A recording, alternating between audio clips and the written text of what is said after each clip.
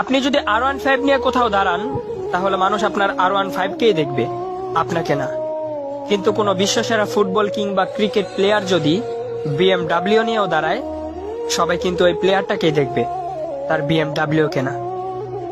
আপনি যদি 10,000 টাকা দামের গেঞ্জি আর প্যান্ট পরেন, তাহলে মানুষ আপনার গেঞ্জি আর প্যান্টটাকেই দেখবে, আপনাকে না। আর ওই প্লেয়ারটা যদি 50 টাকা দামের গেঞ্জিও পরে, তাহলে কেউ তার গেঞ্জিটাকে দেখবে না, সবাই কিন্তু ওই প্লেয়ারটাকেই দেখবে।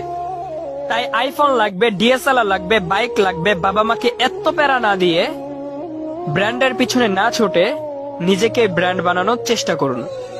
নিজেকে এমন ভাবে তৈরি করে তুলুন যাতে মানুষ আপনাকে ব্র্যান্ড বলতে বাধ্য হয়। আর আপনি যখন ব্র্যান্ড হয়ে যাবেন, তখন আপনার 20 টাকা দামের ছেঁড়া রুমালটাও নিলামে বিক্রি হবে লক্ষ টাকায়।